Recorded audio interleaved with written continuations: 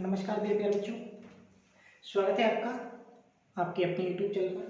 मेरे प्यारे बच्चों, आज का जो क्वेश्चन है आपका प्रथम कोटि की अभिक्रिया के लिए व्यंजक कि प्रथम कोटि की अभिक्रिया आखिर कहते किसे और इसका व्यंजक कैसे प्राप्त करते हैं। ठीक है, तो वह अभिक्रिया सबसे पहले क्वेश्चन पढ़ते हैं कि प्रथम कोटि की अभिक्रिया के लिए व्यंजक ज्ञात कीजिए। ठीक है, तो वह अभिक्रिया जो एक अभिकारक की इकाई सांद्रता पर निर्भर करती है प्रथम कोटि की अभिक्रिया कहलाती है। यानी जो अभिकारक एक से अधिक भी हो सकते हैं, लेकिन जो अभिक्रिया है वो केवल एक अभिकारक की इकाई सांद्रता पर निर्भर करती है, उसी कहते हैं प्रथम कोटि की अभिक्रिया। ठीक है, जैसे यह मैं आपको बताता हूँ। जैसे दो अभिकारक है A + B और इन्होंने कोई उत्पाद C और D दिया, तो इसकी अभिक्रिया की जो दर होगी R, अभिकारक A की सक्रिय मात्रा, अगर इसकी जो मात्रा है वो 1 है, इकाई सांद्रता दर जो है वो क्या है 1 है, और तो इसकी घात क्या होगी 0। ठीक है, यानी इसकी 0 होगी तो इसकी 1 होगी। बात समझ आ गई। कहने वाले इकाई पर ही निर्भर करे, किस पर निर्भर करे, इकाई सांद्रता पर निर्भर करे। ठीक है, घात यहाँ पे जो आना चाहिए क्या आना चाहिए 1। समझ आ गया।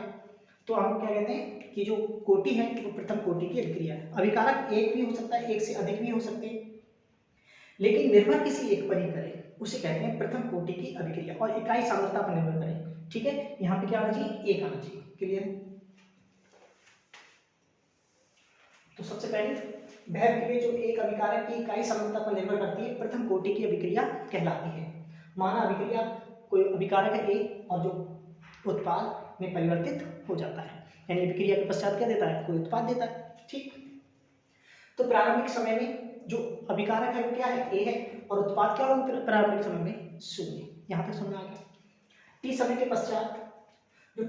पश्चात जो अभिकारक उत्पाद है वो क्या बना, X बना। अगर उत्पाद X बन जाएगा तो अभिकारक कितना बचेगा, अभिकारक A - X, जो प्रारंभ में जो अभिकारक होगा उससे X कम हो जाएगा, क्योंकि अभिकारक जितना उत्पाद में परिवर्तित होता है उतना ही वह कम होता जाता है। ठीक है, तो X अगर उत्पाद बनाए तो अभिकारक जो होगा वो क्या हो जाएगा A - X। अब दर नियम अनुसार जो होता है, तो दर वैसे तो ये था कि R समानुपाती अभिकारक की सक्रिय मात्रा है ना, यही बताया था कल। तो समानुपाती चिन्ह हटाएंगे, हम एक नियतांक K लगाएंगे और ये आ गया। ठीक है, तो R बराबर K और A क्या है, अभिकारक A की सक्रिय मात्रा। ठीक है, तो आपने क्या काम किया, इस A की मात्रा आपने लिख दी, जो शेष मात्रा बची उसे लिख दिया आपने यहाँ पे। ठीक, और समीकरण 1 बना दिया। यहाँ तक समझ में आया। यानी सबसे पहले जो दर होती है, दर नियम अनुसार क्या होता है, अभिकारक की सक्रिय जो दर है यानी R, यह अभिकारक की सक्रिय मात्रा के समानुपाती होती है। समानुपाती हटाएंगे, एक नियतांक K लगाएंगे और यहाँ पे क्या आ गया, सक्रिय मात्रा A किसकी, अभिकारक की, और अभिकारक यानी जो शेष मात्रा है वो आपने यहाँ पे लिख दी। यहाँ तक समझ में आया, और समीकरण 1 बना दिया। बलगति समीकरण से जो दर है वो किसकी होगी, dx/dt के बराबर होगी। समझ में आ गया। तो R बराबर है dx/dt। अब आपने समीकरण 1 और 2 देखा, दोनों समीकरण क्या है, बराबर है, तो ये R का मान यहाँ पे लगा दीजिए और ये समीकरण आपको प्राप्त हो जाएगी। ठीक है, अब इसकी आप जब यहाँ गुणा करेंगे तो dx बराबर क्या आएगा, सबसे पहले आपने क्या काम किया, चलिए हम क्या काम, हाँ देखो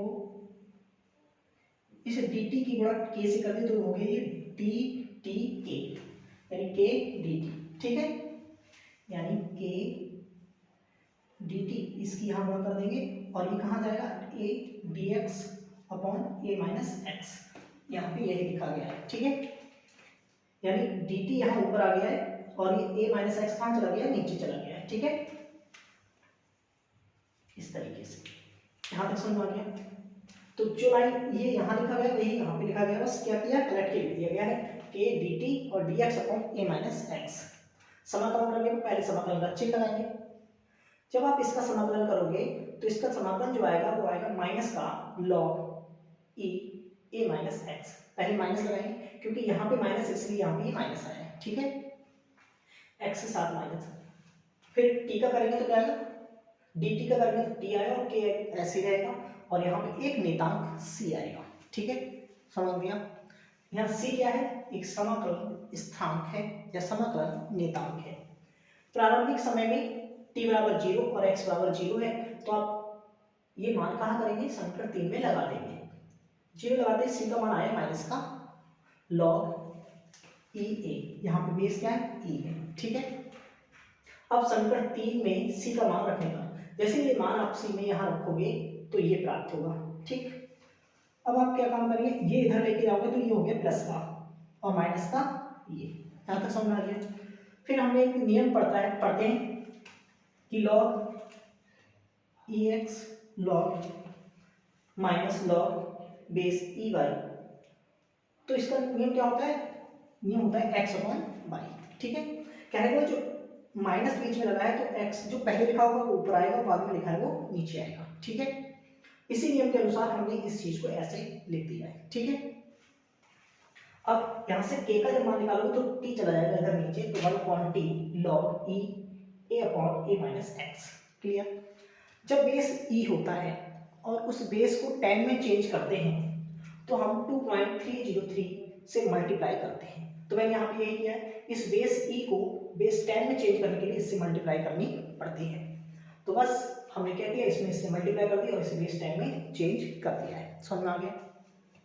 पृथक कोटि की अभिक्रिया में जो दर स्थानांक है उसका मात्रक होता है वो प्रति सेकंड होता है। क्या होता है सेकंड मात्रक, प्रति सेकंड। ठीक है, जहां ए क्या है, अभिकारक की प्रारंभिक मात्रा है, एक्स क्या है, अभिक्रियत मात्रा है, टी क्या है, समय है, और के क्या है, दर स्थानांक है, ए माइनस एक्स जो है वो शेष मात्रा है। समझ में आ गया। एक बार दोबारा देखते हैं। सबसे पहले आपको पता होना चाहिए प्रथम कोटि की अभिक्रिया किसे कहते हैं। तो आप कहेंगे वह अभिक्रिया जो अभिकारक की इकाई सांद्रता पर निर्भर करती है प्रथम कोटि अभिक्रिया कहलाती है। मान लीजिए एक अभिक्रिया है जिसमें अभिकारक एक उत्पाद में परिवर्तित होता है। ठीक है, प्रारंभिक समय में जो अभिकारक है वो ए है और उत्पाद क्या है, शून्य है। टी समय के पश्चात उत्पाद एक्स बनता है तो जो अभिकारक है वो ए माइनस एक्स शेष बचेगा। तो दर नियम अनुसार जो दर होती है वह अभिकारक की सक्रिय मात्रा के समानुपाती होती है। तो समानुपाती चिन्ह हटाया, एक नेतांक के लगाया और ये हमने सेम ऐसे रखा। ठीक, फिर जो शेष मात्रा है हमने उसकी जगह यहाँ पे वैल्यू लगा दी ए माइनस एक्स और समीकरण 1 बना दी। फिर बलगति समीकरण से r बराबर dx अपॉन dt। फिर समीकरण 1 और 2 आपस में कैसे हैं, बराबर हैं। अगर समीकरण 1 और 2 आपस में अगर बराबर हैं तो हम क्या काम करेंगे, ए माइनस एक्स यहाँ पे वैल्यू लगा के ये समीकरण प्राप्त, यानी ये दोनों क्या है, मान बराबर है तो बराबर रख देंगे। ठीक है, उसके बाद इसे dt की गुणा हमने k से की है तो k dt आ गया और ये a माइनस एक्स इसके नीचे पहुंचा दिया। ठीक है, यानी भाग गुणा में गई है, भाग गुणा में और गुणा भाग में आ गई है। ठीक है, फिर इस चीज को हमने ये पहले लिख दिया है और ये बाद में लिखा है। यहाँ तक समझ आ गया। अब समाकलन करने पर, जब समाकलन करेंगे तो पहले समाकलन का चिन्ह लगाएंगे।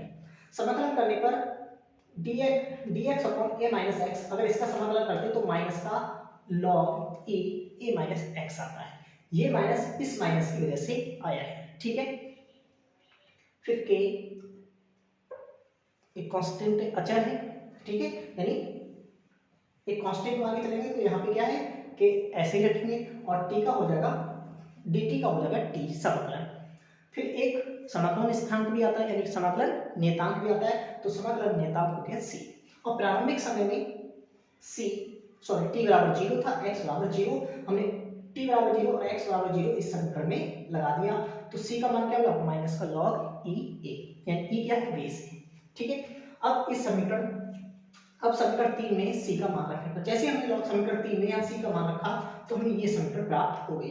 अब क्या काम किया, इस log e a को हम इधर उठा के लेंगे तो ये इधर जाके किसका हो जाएगा, प्लस का हो जाएगा। ठीक है, और ये माइनस का, तो k t बराबर log base e a minus log base t a minus x। फिर हमने कहा कि log x minus log y equal to होता है log x अपॉन y।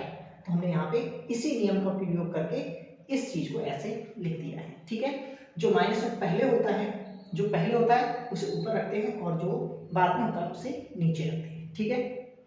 उसके बाद हमने यहाँ से k का मान निकाला, तो k बराबर आ गया 1/t log base e a upon a minus x, ठीक है। उसके बाद जब बेस e है और उस बेस को आप 10 में चेंज करना चाहते हैं तो 2.303 से मल्टीप्लाई करते हैं। तो यहाँ पे यही किया है कि जब बेस e है और x उसमें 10 में चेंज करना चाहोगे तो 2.303 से मल्टीप्लाई कर दी। तो इसमें भी आपने क्या किया, 2.303 से मल्टीप्लाई करने के बाद इसे बेस 10 में चेंज कर दिया है, ठीक है। फिर कहा है प्रथम कोटि की अभिक्रिया का जो दर स्थिरांक है इसका मात्रक जो होता है वो प्रति सेकंड होता है। क्या होता है? प्रति सेकंड। उसके बाद आपसे कहा है कि जहां a क्या है, अभिकारक की प्रारंभिक मात्रा है, x क्या है, अभिकृत मात्रा है, t क्या है, समय है, और k क्या है, दर स्थिरांक है, और a माइनस एक्स शेष मात्रा है। तो मुझे उम्मीद है कि आपको ये क्वेश्चंस समझ में आ गए हैं। तो बाकी मिलते हैं अगली वीडियो में अगले क्वेश्चन के साथ।